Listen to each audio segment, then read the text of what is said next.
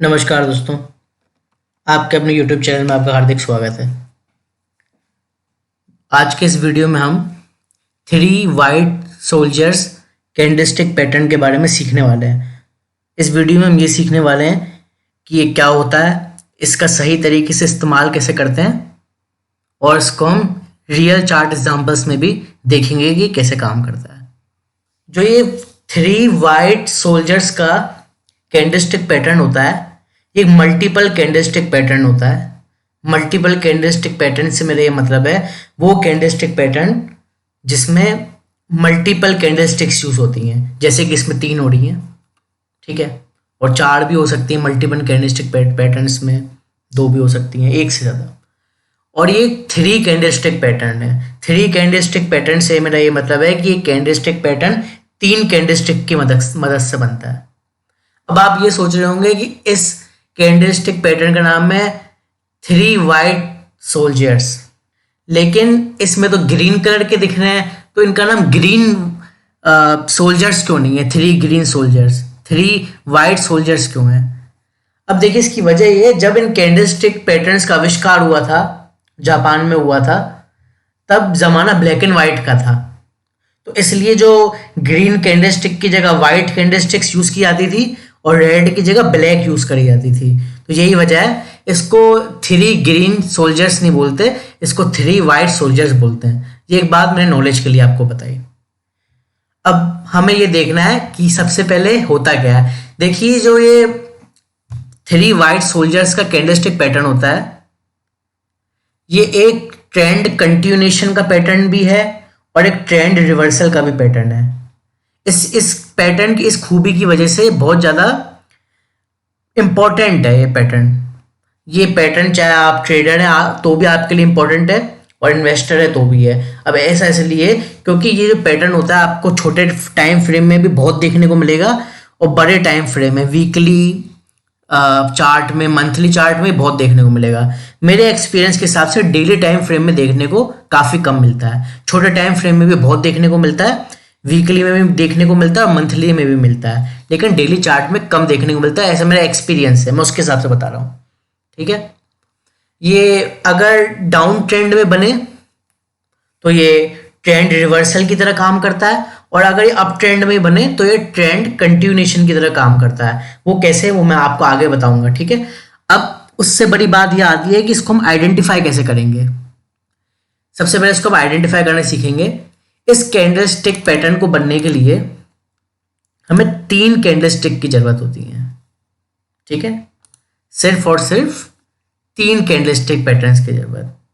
तो तीनों candlestick pattern होंगे, तीनों कैंडलस्टिक्स होंगी, वो तीनों की तीनों हरे रंग की कैंडलस्टिक्स होंगी, ठीक है।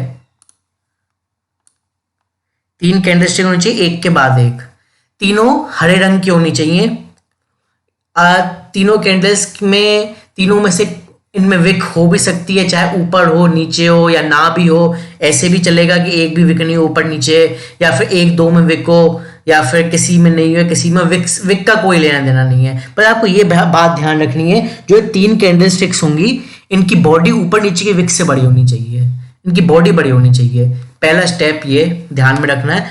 दूसरा ये कि जो इसकी सेकेंड और थर्ड कैंडल है, मतलब कि ये वाली कैंडल, ये वाली कैंडल, ये वाली कैंडल और ये वाली कैंडल, इनकी ओपनिंग अपनी प्रीवियस कैंडल के अंदर होनी चाहिए।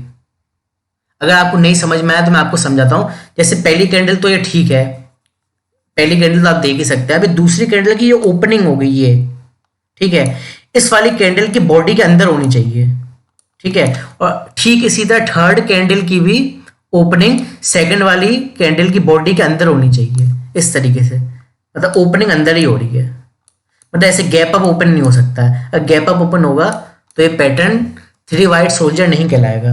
ओपनिंग अंदर होगी, हम हमेशा अंदर होगी। ये पैटर्न डाउन ट्रेंड में भी बन सकता है, ये पैटर्न अप ट्रेंड में भी बन सकता है, या आप दोनों तरीके के ट्रेंड में यूज कर सकते हैं। इसको आइडेंटिफाई करना इतने आसान था, ये क्राइटेरिया थे।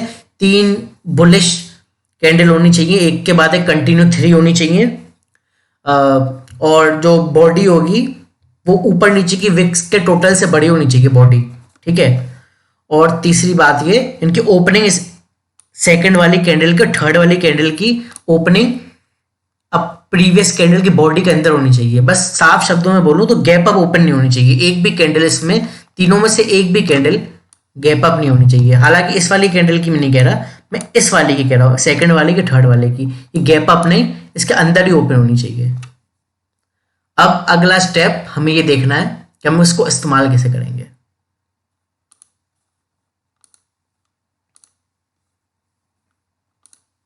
तो इसको इस्तेमाल करना भी बड़ा आसान है। सबसे पहले हम डाउन ट्रेंड के एग्जांपल में लेंगे। जैसे कि मैंने बताया, दोनों तरीके के ट्रेंड इस्तेमाल होता है, अप ट्रेंड में भी डाउन ट्रेंड में। पहले डाउन ट्रेंड का सिनेरियो समझ लेते हैं। मान लीजिए प्राइस है, ये नीचे आ रहा है, नीचे गिरता जा रहा है, और प्राइस नीचे गिरते गिरते ये पैटर्न बन गया,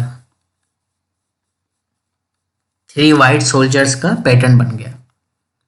तो अब ये पैटर्न जब बना है तो इसकी पूरी संभावना है जो ये डाउन ट्रेंड था वो अब अप ट्रेंड में कन्वर्ट हो जाएगा इस कैंडल स्टिक पैटर्न के बनने के बाद। इसकी पूरी संभावना है, ठीक है। तो आपको उसमें एंट्री कैसे लेनी है, जब भी इस थर्ड वाली कैंडल का हाई टूट जाएगा, ठीक है, आप इसकी अगली कैंडल में एंट्री लेंगे। आप हमेशा इसकी अगली कैंडल में ही एंट्री लेंगे, चाहे आप कंजर्वेटिव ट्रेडर हैं, चाहे अग्रेसिव ट्रेडर हैं, कंजर्वेटिव इन्वेस्टर हैं, अग्रेसिव इन्वेस्टर है, कोई फर्क नहीं पड़ता, आपको उसकी अगली कैंडल में ही एंट्री लेनी पड़ेगी। वो इसलिए क्योंकि ऑलरेडी देखिए 3 कैंडल स्टिक्स बन चुकी हैं, ठीक है ना। इसके बाद कोई बहुत ज़्यादा गुंजाइश नहीं रह जाती है, खास करके छोटे टाइम फ्रेम में बहुत ज़्यादा गुंजाइश नहीं रह जाती है। एक बार को मंथली चार्ट में होती है, मैं मानता हूँ, लेकिन इसमें नहीं रह जाती छोटे टाइम फ्रेम्स में। तो आपको चौथी कैंडल पे ही एंट्री लेनी है, जब इस वाली थर्ड वाली कैंडल का हाई टूट जाए और जब ये कैंडल अपनी क्लोजिंग के आसपास हो या बंद होने वाली हो, आप उसमें एंटर करेंगे, ठीक है। और आपका स्टॉप लॉस होगा, वो होगा इस थर्ड वाली कैंडल का ही लो। अगर इस थर्ड वाली कैंडल का लो टूट जाता है तो आप इसको होल्ड करे नहीं रखेंगे, क्योंकि फिर चांसेस होते हैं कि यहीं से ये जो पुल बैक आया था वापस नीचे हो जाएगा, ठीक है। तो आपका स्टॉप लॉस इसका लो और एंट्री इसका हाई टूटने पे। ये तो था जब डाउन ट्रेंड में हो। अब इसको देखना अप ट्रेंड में, जब भी एक कैंडलस्टिक पैटर्न अप ट्रेंड में बनेगा तो ये ट्रेंड कंटिन्यूएशन को दर्शाएगा। इसका ये मतलब है, मान लीजिए प्राइस ऊपर बढ़ता हुआ आ रहा है,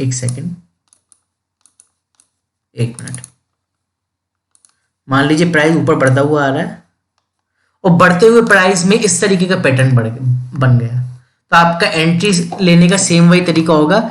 जब इस वाली कैंडलस्टिक का हाई टूट जाए तब आप अगली कैंडल में एंट्री ले सकते हैं, ठीक है। और इसका हाई टूटे और जब ये बंद होने वाली हो कैंडलस्टिक, आप उसमें एंट्री कर सकते हैं। आपका स्टॉप लॉस होगा इस वाली कैंडल का लो, ठीक है। बस यही तरीका था इसमें एंट्री लेने का। अब हम इसको रियल चार्ट एग्जांपल्स में देख लेते हैं। मैंने रियल चार्ट एग्जांपल्स में दोनों केसेस को ध्यान में रखते हुए चार्ट निकाले हैं, एक ट्रेंड रिवर्सल वाला भी और ट्रेंड कंटिन्यूएशन वाला भी। चलिए हम देख लेते हैं। सबसे पहले हम इस चार्ट पे आ गए। इस चार्ट में आप ध्यान से देखिएगा क्या हो रहा है। ये जो प्राइस है सबसे पहले नीचे आ रहा है, डाउन ट्रेंड में नीचे आ रहा है, ठीक है। अब ये कैंडलस्टिक पैटर्न बना, ये 3 वाइट सोल्जर्स का। आप देख रहे हैं 3 कैंडलस्टिक लगातार एक के बाद एक, और इनकी जो सेकंड कैंडलस्टिक है इस पैटर्न की, इसके अंदर हो रही है इसकी ओपनिंग, इसकी भी इसके अंदर हो रही है ओपनिंग। हालांकि बिल्कुल माइनर के उसमें है, गैप में, लेकिन वो अंदर रही है, वो मैंने कंफर्म कर लिया है प्राइसेस देख के। तो इसमें ये कैंडलस्टिक पैटर्न बन रहा है, आप देख सकते हैं। फिर जब इसका हाई टूटेगा और जब ये कैंडल बंद होने वाली है फोर्थ वाली, और उसमें एंट्री लेंगे, इसके बाद प्राइस कितना ऊपर गया, पुल बैक्स ले लेके ऊपर गया।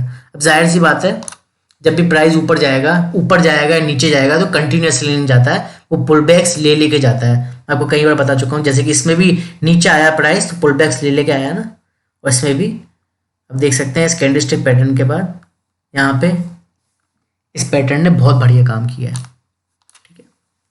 ये तो था ट्रेंड रिवर्सल में। अब ट्रेंड कंटिन्यूएशन में, अब इस चार्ट को देखिए, इसमें क्या है, प्राइस काफी समय से, ये मंथली चार्ट है, हाँ, तभी मैं कह रहा था इन्वेस्टर्स के लिए तो बहुत ज़्यादा जरूरी पैटर्न है। ये मंथली चार्ट है, यहाँ कंटिन्यूसली प्राइस ऊपर ऊपर ऊपर जाता जा रहा है, कितने मंथ ऊपर जा रहा है देखिए। अब यहाँ पर भी ये सेम पैटर्न बना, मतलब अब ट्रेंड में ही बन गया, ये समझ रहे हैं आप, ये पैटर्न बना 3 वाइट सोल्जर्स का पैटर्न बना। इसमें 3 कैंडलस्टिक बन रही हैं और सेकंड वाली इसके अंदर ओपन हो रही है, ये भी इसके अंदर ओपन हो रही है, ठीक है।